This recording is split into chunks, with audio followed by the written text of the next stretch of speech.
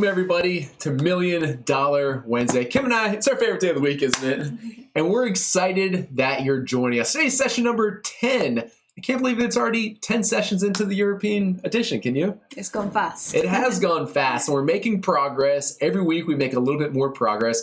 Kym, what are we going to be talking about today? So today we're going to talk about Amazon supplier agreements, how to put one together, and ultimately how to order your inventory.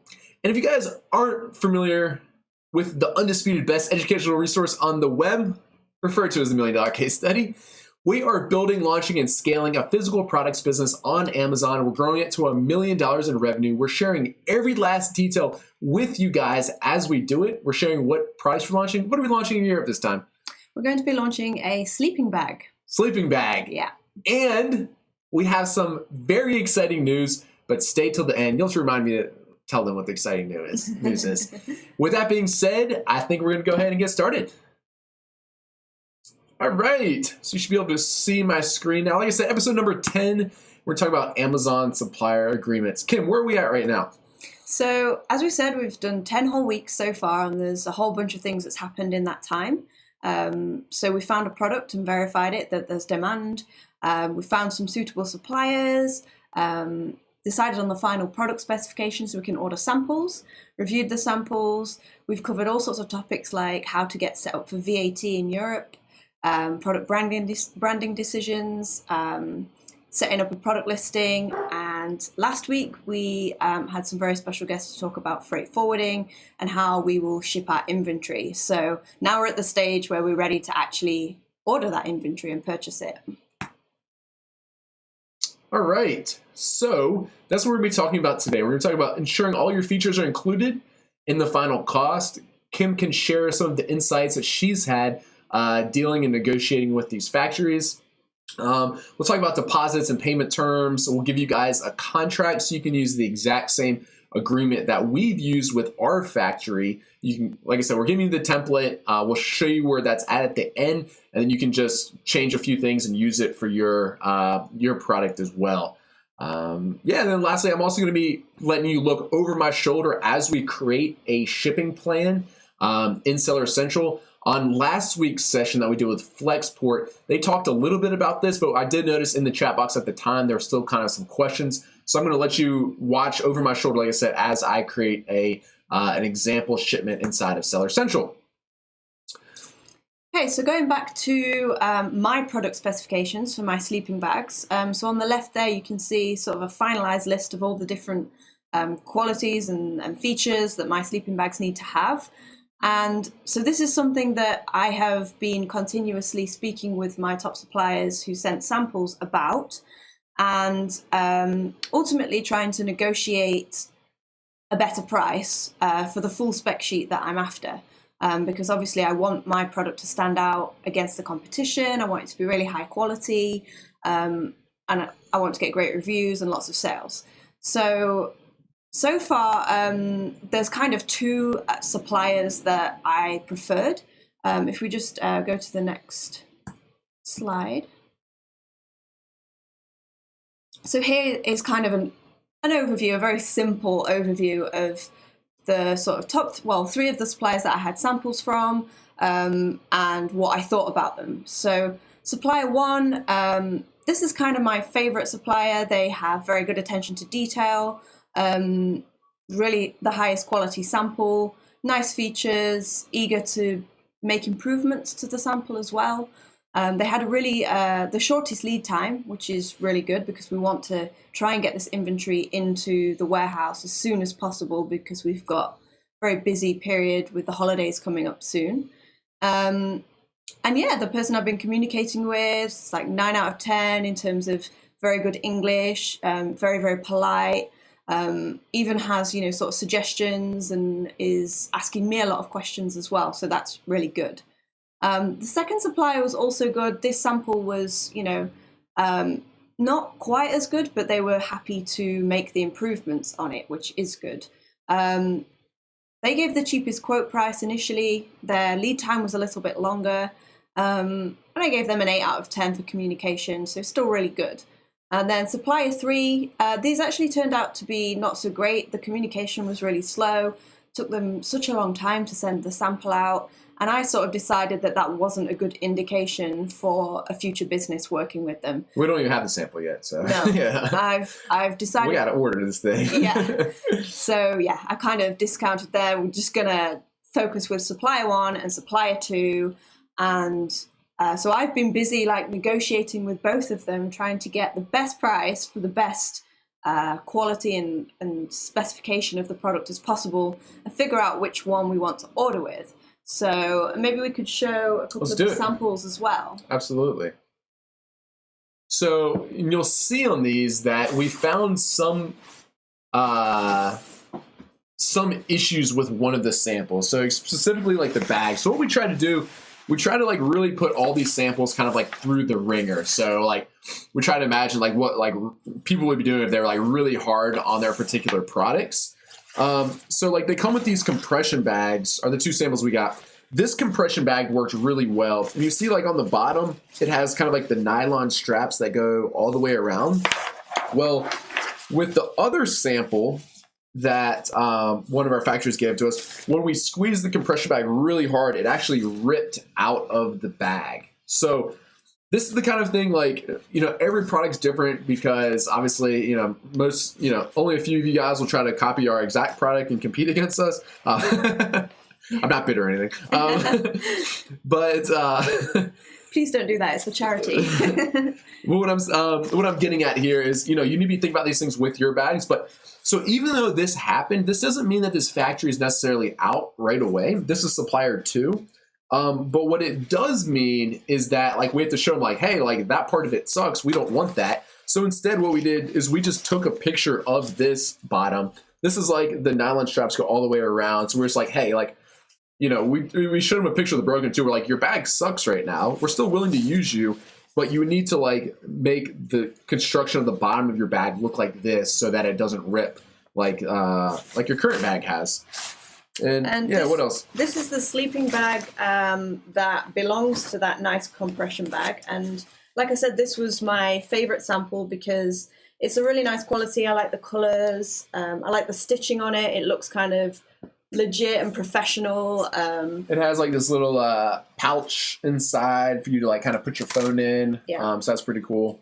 Yeah, and it's quite lightweight as well, so it packs down smaller than the other sample, but it's actually got the same thickness of filling. So it's still rated for the same warmth, but it packs down slightly smaller, which is obviously a really good bonus as well. So yeah, for the most part, I was really happy with this. It feels really nice. You won't be able to see that very well on the camera, but it's quite soft on the inside, which is nice if you're going to go and sleep in it. So yeah, this was kind of my favorite sample. I still had a few things I wanted to change, and that's kind of what we've been negotiating on. What did you want to change? So I wanted to change, this isn't the color that I asked for, and the zipper is it's just a generic zip. And if you were zipping it kind of up and down, it's really easy for it to get caught and snag on the internal fabrics. So I've asked for an anti-snag zip, which is usually a similar kind of zip, but with a little plastic cap on the zipper. I'd actually never seen those till we saw on Amazon, but and that's a feature that we can call out in our product listing. So that's one thing that I've asked them for. And the other things that I've been asking for during this process are what I want in terms of packaging and labeling. So I've decided I don't want to do a box for a sleeping bag, but I do want to use a very durable and high quality bag. And on that bag, I'm going to want to have labels. And I've also decided I want to have an insert so that I can, ask for reviews, really reiterate the quality of the product to the customers.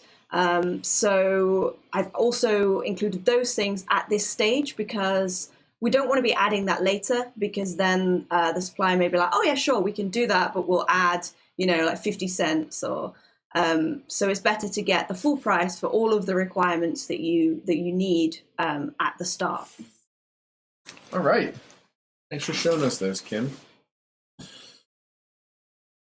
And so this is actually what is showing on this slide as well. And again, we have covered Amazon product branding. That was back in session 7. So we took a look at all the different things that you have to think about when it comes to packaging.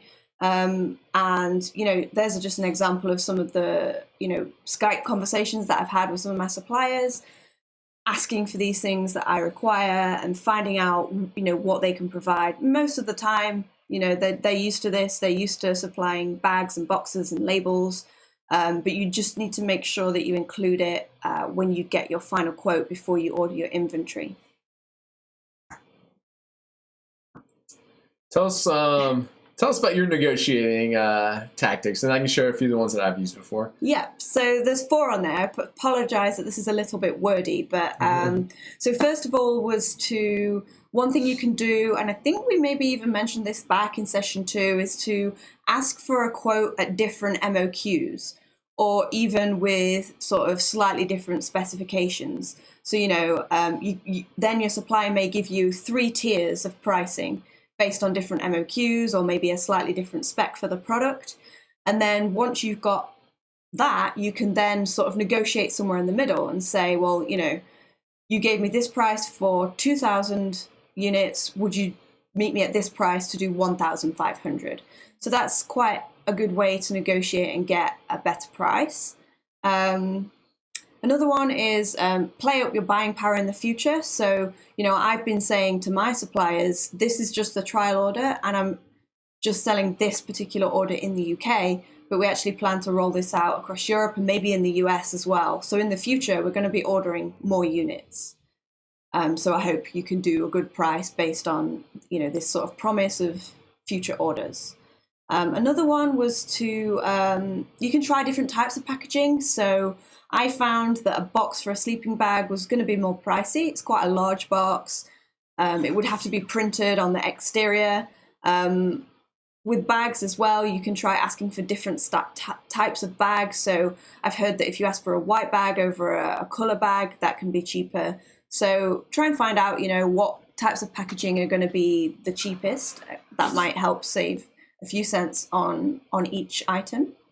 And then the other thing that I did was, so this is kind of towards the end of my negotiations when I was really trying to hustle hard and get that price down to where I wanted it.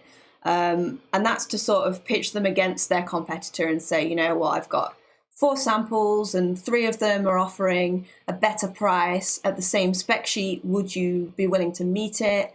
It's a good time to throw in a bit of a compliment and say, you know, I really enjoy working with you. You're very easy to work with, and we'll be able to build a strong business relationship. So they're kind of the 4 things that I've tried during this process. And I think some good other tips are like just kind of like put yourself in the shoes of the supplier. You know, it's like they're obviously want to make money on this too, rightfully so. They have a business to run and expenses as well. You also have to understand that motivations of businesses, especially like in China, you know, they love the idea and they want like long-term business relationships. They know that, you know, just like from this one order, that doesn't like keep their production line busy and their employees employed for years to come off like this one order. They want like consistent orders from you, you know, every quarter or whatever. So you can try to kind of play that up a little bit because, you know, like if it is a good product and it is good quality, that is going to be something true. Another thing to keep in mind is depending on kind of like the fit with your company and the factory, as well as the backlog of the factory, that's also going to like have a role kind of like in how willing they are to like come down on price. So if they have like a 3-month backlog of other orders, like business is really good for them right now, they're not going to be very motivated to give you a good price. It's pretty much going to be like, well, like we already have a bunch of other orders that are going to be more profitable than this one. Like we don't want to take up space on our production line, you know, for you. Whereas it's like, if the opposite is true, like if, you know, in a week from now, if their production line is going to be empty and they don't have any more orders flowing through it, then they're going to be very motivated to like really like kind of work with you on the price. So those are all kind of things you can think about. Unfortunately, you can't control a lot of those. But at the end of the day, you know, we want the best price possible. Of course, we can increase our margins, but yeah, they have a business to run as well, and they're looking to make profits as well. You actually gave me a good negotiation tip yesterday too, Greg, that if you do have time, then you can sort of say, I'm sorry, you know, I'm going to have to go with a different supplier and walk away. And then quite often they might come back a few days later and offer you a slightly better price. So, yeah, you know, for us, we want to get this thing going. We've got the case study, but if you do have a little bit of time, you could try that too. Right. Yeah, it's definitely true. Normally, if you have like time to spare, or like it seems like for me, like whenever I've ever had the best like prices or that gone down the most amount, it's pretty much when I'm just like, well, like the margins aren't really there for me, and I truly am kind of just like walking away, and then they're like, oh, like it 80% of the time, like 2 weeks later, like, all right, well, actually we can do a little bit better now for whatever reason, blah blah blah blah. So yeah, if you're willing to kind of like wait it out, that's some potential too, but at the same time, they may never come back with a better price, and then you would just have weeks wasted where you could be selling on Amazon. So Yeah. at some point, you just have to go for it. It's like, all right, if the profits are there at this price, then let's just go for it and get this thing launched and start making some money. Yeah. We'll talk about payment terms real quickly. We've covered this a little bit, but I think it's worth mentioning again. I would strongly recommend against paying like 100% upfront. Those are pretty BS payment terms, and that's not typical of how like more reputable factories deal with who they believe are reputable customers. So 50-50 or 30-70 are more common. So that means like you have to put down a 50% deposit to start the production, and then 50% either. Generally, when the goods are shipped is when you'll have to pay the last amount. After, so that's with some products. Other factories will offer you 30-70 right up front. If not, you can ask for them. And generally, as you work with a factory more and you become more of like an established client, and especially like if you go to China and you meet them and you visit their factory and stuff, that's generally when you can negotiate better payment terms. So maybe you were on 50-50, but then you negotiate 30-70. And then after a couple more orders, you say like, hey, I'll give you 30% up front. And then the last 70% will be after the goods arrive in Europe or in the US or wherever you're selling. And then sometimes after, you've been working with people for years, sometimes you can even negotiate like, I'll pay the final amount, the last 70%, maybe like after 30, like net 30 or net 60 after I've already had the goods and starting to sell them. That gets to be like a little bit more rare, and that would be like after you have a very good relationship with these people, and maybe you've probably met them in real life and that type of thing. So the most common payment methods are going to be TT, which is a wire transfer or bank transfer. And then the other good one that is becoming more and more common is the Alibaba Trade Assurance. I would recommend this if your supplier offers it. This just came out maybe like 2 or 3 years ago. At first, everyone was really slow to hop on it, but now it seems like most suppliers are willing to accept the Alibaba Trade Assurance, which is like an escrow service and provides you a little bit of protection if they were to end up, screwing you over somehow. Is that like an insurance if it goes wrong, sort of? Yeah, pretty much. But essentially, like, when you use Alibaba Trade Assurance, you actually pay like Alibaba's bank account. And then I don't know exactly how it works on the other side, but I don't know if Alibaba gives them all the money right away or a little bit later or whatever. But if they were to not end up shipping the goods or whatever else, Alibaba will give you your money back. Of course, you have to read the fine print, but that's the big picture. All right. You want to talk a little bit about our contract? Yes, so this is something that you're going to want to do before you kind of essentially place that deposit, whether it's the 50% or the 30%, whatever you've negotiated, because you want to make sure that both parties agree to all of the product specifications and the terms and everything that you've negotiated. So this is like a contract essentially, but don't worry about, I'm not a lawyer. I don't have experience in putting contracts together, but I've used this template that we've used for our previous products as well. And then I've just edited it and made it applicable for my sleeping bags. So like anyone can do this.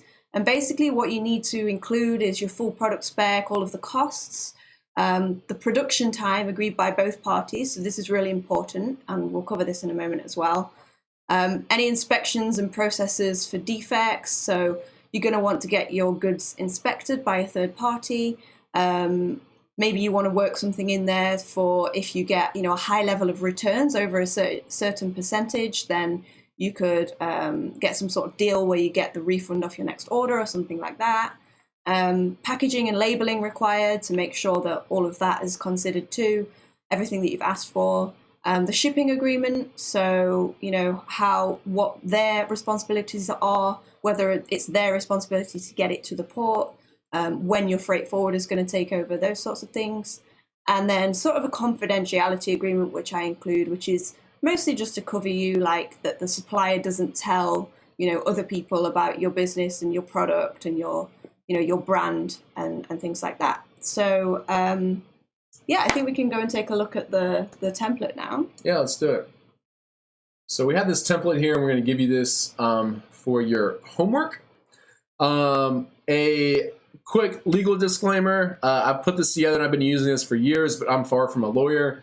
If that's something that really concerns you as far as the liability and everything else associated with it, of course, you can have your own legal team look at this. I imagine most of you, though, will just kind of use it. Yeah, so we put together a few points of inspection. This might be kind of challenging for some people to do if you've never gotten an inspection done before. If you're not quite sure like what things to look at, then you can always ask an inspection company like Asian Inspection or VTrust what they generally check for like a sleeping bag or whatever your product is, and they'll actually give you a checklist. Well, that's super helpful, and you can put a few of the things in there. We're going to talk about the shipping. We're going to send a few cartons air express to really get the just because the case study, we kind of want to keep moving this along. We're going to ship some express, but the rest will be sea shipment or air cargo, and you kind of like put that in there. Oftentimes, factories will ask what shipping marks you want. I think the first time a factory asked me that, I was like, I don't know, I have no idea. What that is it's typical for like larger, maybe like more established companies or whatever to have a specific set of shipping marks, and this is what they put on the box, the master cartons. So like inside each of our master carton, there's gonna be like 20 sleeping bags or whatever, and you have to think like a big company like whatever, like Home Depot, they probably have like a set of criteria in order to keep all their cartons kind of organized. So feel free to ask pretty much like whatever you want on there, but what's typical is at least like the case quantity, the origin, that might even be a requirement from customs. I don't know, I'm not positive, but it may be. The box weight or the carton weight and dimensions. Something else that's good to put on there, like if you have different sizes or different colors, both of those things would be good to put on there. At the end of the day, for us, since we're shipping this straight to Amazon, it's not a big deal, but it maybe is just kind of like best practice. Like if some of these cartons were to get lost or mixed up at the freight forwarder, like when they're palletizing this, it's good to have some of that information on the box. Mm-hmm. I think that image has moved. It's gone rogue. The image has gone rogue on us. We'll move move it there. Yeah. A little bit of a confidentiality agreement. You can ask them to do this. At the end of the day, any confidentiality agreement's only worth kind of what the people are willing to do and how strongly you're looking to enforce it. But it never hurts to just put it in there. The payment terms, we'd sign that in the appendix here. We have pictures to try to like be a little bit more clear of what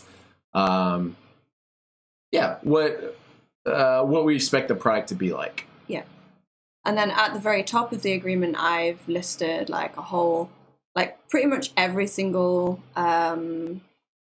specification that we've discussed. And I've kind of put everything in there to make sure that nothing gets missed off, I don't want them to end up sending it out without the zippers or, without the really high quality compression case. So I've included everything, and once this is completely finalized, I'll be sending it off to them. Well, you send it off to your supplier to get them to sign it. And then at that point, once you're happy, you can place your order and get the process going. Something else that I often will include in agreements, we don't have it written in this specific one, but I have like in some of my other ones, is the a penalty if it doesn't ship in the allotted amount of time. So what I'll say is like from the day of the deposit, the factory agrees to ship this within 30 days. At After that, there'll be like a 7-day grace period. After the 7-day grace period, there's a 5% penalty for every week that it's late. So what I'm saying is I'm going to pay them 5% less money for every week that it's late after like a 1-week grace period.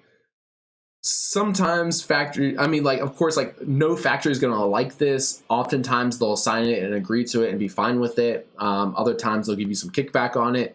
But you're welcome to include something like that or anything else you see fit to include in the contract. I guess like one other thing is talking about like an inspection.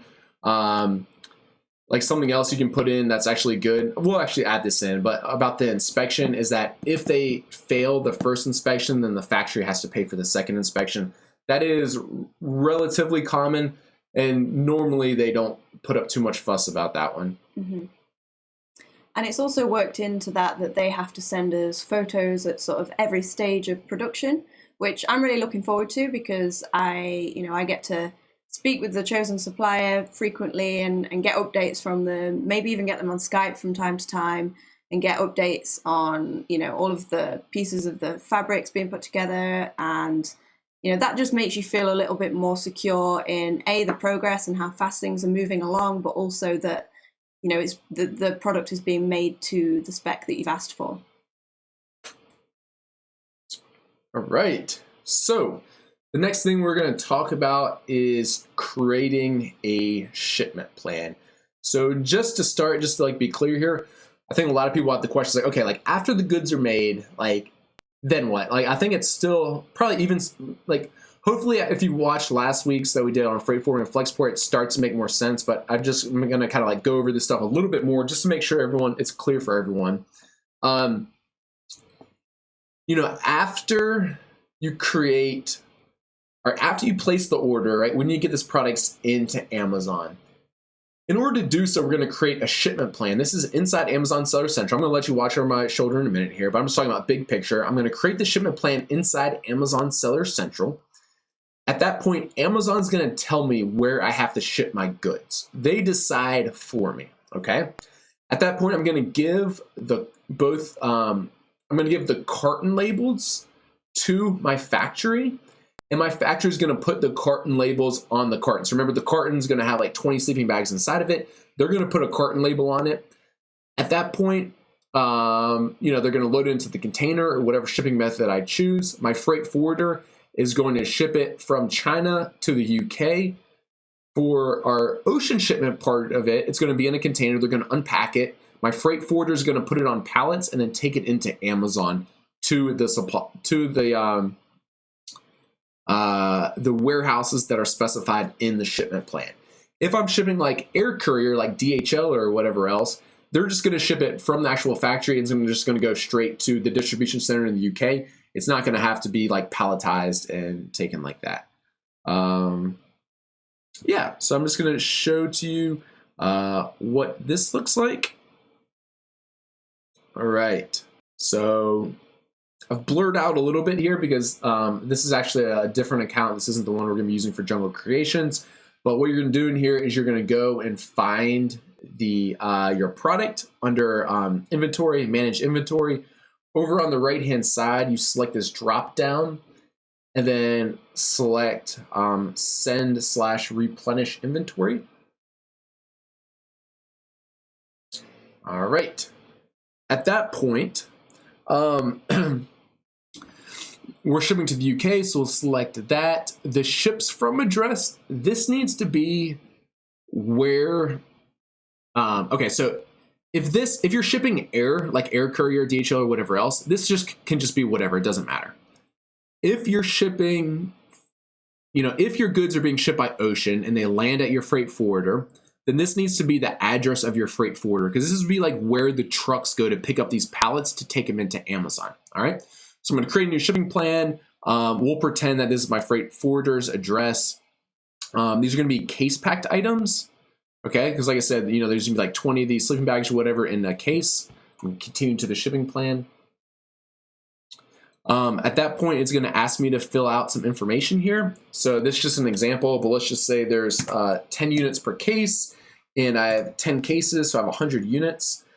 the first time that you ship something in, it's going to make you fill out the packet. This is the dimensions of the product itself. So our sleeping bag's probably like, what do you think, 25 centimeters by 33, is it? 33. Yeah. And it's actually cylindrical, so we'll say 25 here. All right. So we'll save that. And you only have to do that for the first time. Sure, confirm. All right. Then we'll continue to the next page. On this page right here, it's asking me about prep. We don't want Amazon to do any of the prep. I'm going to do it. So I'm going to select in this drop down under who prepares. I'm going to select seller. All right. So that would actually be your freight forwarder. Yes, this would actually be my freight forwarder or the factory. And what this is commonly referring to is like, remember when we were talking about packaging, like if there's like a hole bigger than 1 inch by 1 inch or whatever it is in Europe, then it has to be like inside a plastic bag or like maybe any other type of like preparation like that. If it has to be like wrapped in bubble wrap or anything like that. So we're actually just going to manufacture this to not require any of this prep. So we just are going to select seller here. I guess like, if you did make like a baby product that had like too much of the actual product exposed in the packaging and like you did that by accident, that would be like a case that you could have Amazon do the prep, but of course they charge you to do that. Yeah. The label here, this is talking about the FNSKU label. If you remember back to when we did the webinar about packaging, we're going to print the FNSKU directly on our packaging. So we're actually not going to label this. So we just select seller here. And again, if you only printed like the EAN or the UPC on your packaging and not the FNSKU, at this point you could choose Amazon. But again, I think they charge 10 cents or I don't know what it is in Europe. It's something similar to that. I don't pay them because I just print this directly on my packaging. So I've selected seller under here. I'm going to continue. All right, so for this shipment plan, I have everything going to one location in, do you know where this is, Kym? Staffordshire, sure. Staffordshire? Rugeley. How far do you live from there? I was about just over an hour, probably. Okay, an hour away. All right, cool. So this will also be the same place if you're required to split this up into a bunch of different distribution centers. This is where it's going to tell you to do that. And then there would just be like 3 rows here. All right. So at this point, I'm going to approve this shipment. I'm going to say, at this point, your options are really just to not approve or approve. You can't say like, oh, I want a different distribution center. You would just have to cancel the whole thing and try to start over. All right. So I've approved it. Then I'm taken to this screen and I can work on my shipment. All right. So so we have a few different options here. Let me kind of just walk you through all of it. All right. For the first walkthrough, I'm going to pretend that this is being shipped like from like DHL or whatever else from the factory to Amazon. If that's the case, you're not eligible to use Amazon Partners Carrier because they don't have the ability. Because remember, like we put the ships from address in England here because this is like our freight forwarder's address. If we put China or whatever else, you wouldn't even see this. But actually, it doesn't matter if you're just shipping air courier. What you're going to want to do is you're going to want to select air courier. You can either select one of these or check other. And then from my experience, the factories always have better rates for air courier than what you can get on your own. And you can't use Amazon's because they don't do like from China to the UK or from China to the US, okay? So that's option 1. Option 2 would be you shipped this air cargo or or like sea freight. It landed at your freight forwarder. Once it's at your freight forwarder's warehouse, you essentially have 2 options to get it into Amazon. You can use like UPS, so I could select this option in small parcel delivery, SPD. And this would be shipped, like from the freight forwarder's warehouse in the UK into this Amazon warehouse.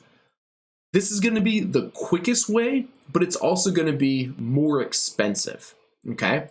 So maybe I only had like 20 cartons. I look at the price difference and I don't save that much money by shipping a whole pallet. So I just, instead, I'm going to give my freight forwarder 20 UPS labels. They're going to put them on my 20 cartons, and I'm going to ship these cartons into Amazon using UPS. And maybe it only costs me a little bit more money, but I save a little bit of time so they get in quicker. What's more common if you ship sea freight is going to be to select this option over here on the left, less than truckload. Okay. What this means is, like your sea freight landed at your freight forwarder, they put these goods onto pallets. And once they're on pallets, then this is the option I'm going to select. All right. So I'm going to select LTL. I don't have any other option for carrier except other.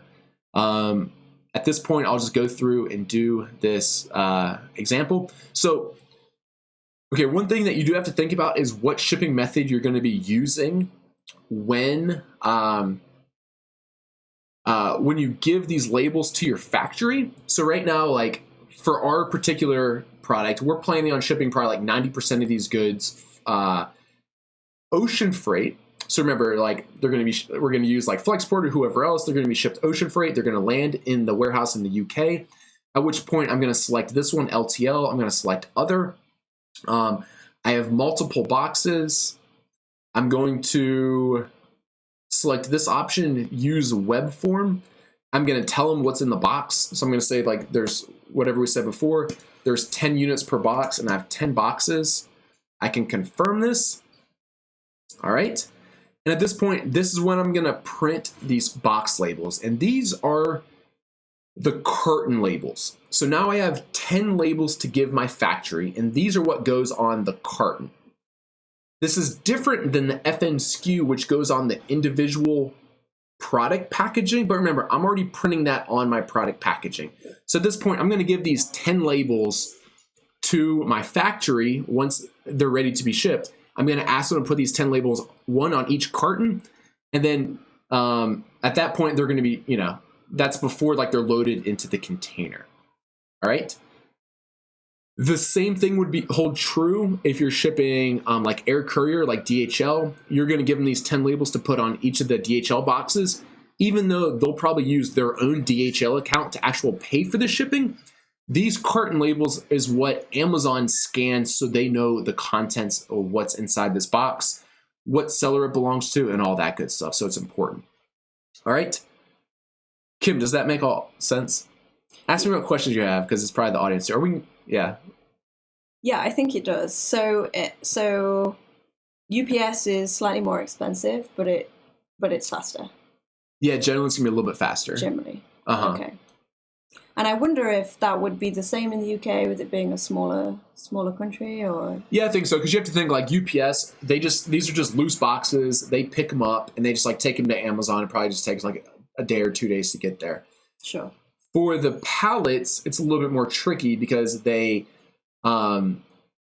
generally takes longer to get the pallets onto a truck because like they just pick up like whatever a couple days a week instead of UPS picking up like every day. Mm-hmm.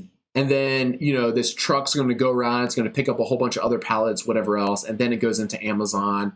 And it might have to like wait an extra day at Amazon to like get a spot to like unload its truck full. Where UPS, he's pulling up to Amazon every single day unloading his cartons. Mm-hmm.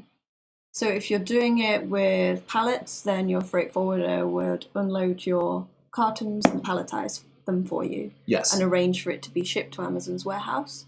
Whereas with UPS, you don't need to palletize. They'll just be sent as cartons. Yep. Okay. That's exactly right. And all right, so if you're just sending the loose packages, whether it's like the air courier or whether like your freight forwarder and it landed at their warehouse and now you're shipping into Amazon, all you need is the box labels. If they are palletized, that's when you have to select this option that says, I guess you guys can't see my cursor, but the print pallet labels. When you do that, that's only for shipments that are being palletized. And when you click that, it gives you 4 labels per pallet. So you have to tell them how many pallets it's going to be. And it gives you 4 labels, and your freight forwarder knows that those labels go on each side of the pallet. Can you imagine like a pallet has a whole bunch of cartons on it? It gets like shrink wrapped, and they put one of these labels on each side of the pallet. You would still print the box labels, give those to your supplier, as well as doing the pallet labels in that case. Yeah, the pallet labels go to your freight forwarder. Yeah. The box labels, which are carton labels, they go to your factory. Yeah. So the factory puts on the carton labels. Your freight forwarder, after they unload all these cartons out of the container and put them on pallets, they shrink wrap it, and then they put these pallet labels one on each side. Cool. All right. So at which point I would just click this complete shipment button. After that, I'm good to go. You can make these as far in advance as you want, and they never expire. So, like if you want, like the day that you place your deposit, you can go ahead and create this shipment plan. And that way, you can be thinking about how you want to ship this. You can go ahead and print the box labels off, give it to the factory. I'm not very good at planning ahead for this type of stuff, so I'm usually scrambling last minute to give these box labels to my factory, but it'd be better if you gave them to them a few weeks in advance or whatever. So you would ask your supplier how many boxes there will be, right? Because they will know. Yeah, so you'll just ask them how many units, like how many sleeping bags go into each carton, and they'll be like, oh, we're going to put 22 units into each carton. And then, so then you'll know. So you'll say like, oh, okay, like we ordered 1,000 of these, so that means there's going to be whatever. However many cartons. Yeah, 50 cartons or whatever. And they'll be like, yeah, that's correct. But okay, I'm going to get you 50 carton labels. Cool. Is all that clear? Yes, I understand. Excellent. I know this is confusing to people. After you do it like one time, it's easy. You understand it, but hopefully this clarifies it for everyone. So if you do it incorrect, there's no damage, right? You can just start again, do a new one. Yeah, that's exactly right. So I could the only like exception is like if I click this and I select UPS, and let's put bullcrap stuff here. The only thing I'm going to warn you guys of is if you use UPS, you are billed through. Yeah, so you're billed through Seller Central. So if I click this button right here, accept charges, I think I only have like 24 hours to get a refund. So yeah, that's the only thing to keep in mind. But if you're not using that, like like we're gonna do, use this or whatever, I can actually complete the shipment right now, and then I can be like, oh crap, I don't like that shipment anymore. I can go back and delete it, and there's no harm as far as I know. Right. But what I'm seeing there is that if you complete what you just did with the UPS, then you can at least get a price. So then you can make a decision at that point. Yeah. Whether the price is good or not for your Yeah, that's exactly right. Like you could, I guess, put in all your cartons and stuff, and then that should be everything you guys need to create this shipment plan. Then let me know if you have questions, and we have a few minutes at the end. I'll do my best to answer them. All right. Moving right along here. So one other thing that you need to think about, which I'm now working on, is that once you've placed your order for your inventory, the factory are going to need things like your logo designs, any packaging labels, insert designs, obviously your FN SKU as well. The contents that's going to go on any, say, internal labels, like I've asked for a fabric label on the inside of my sleeping bag. And then also any information from your freight forwarder so that they know what the plan is once the goods are ready. So I guess the main thing is, work with your designer to get these things put together, because they're going to need them probably before they start production, because if they're printing logos onto a product, they'll need that ahead of time. And then the same thing goes for the packaging. So if you did miss any of the sessions, then in session 7, we covered branding and design. And in session 9, we covered shipping and freight forwarding. So if you did miss those, you can catch up there and make sure you're up to speed and get all of these things sorted out for your supplier. And if you haven't already done so, you need to register for the $1 Million Case Studies to make sure you get all of the updates. You can do so at junglescott.com/million. So you can catch the recap for these past episodes, as well as make sure you're notified of the following ones. Yep. And so the next point is just kind of keep in touch with your suppliers. So once you've ordered that inventory, like I've said, you're going to want to get constant updates from them, communicate frequently. If you do run into any issues, try and get them on a Skype call. You normally get a reasonably fast and honest response face to face. This is actually a tip Manuel gave us. He's like, the good thing about that is like, they don't have time to like craft kind of the perfect response. If you're just like, hey, let's hop on a Skype call real quick and chat about this. Yeah, you can just get it fixed there and then. Hopefully there will be no issues.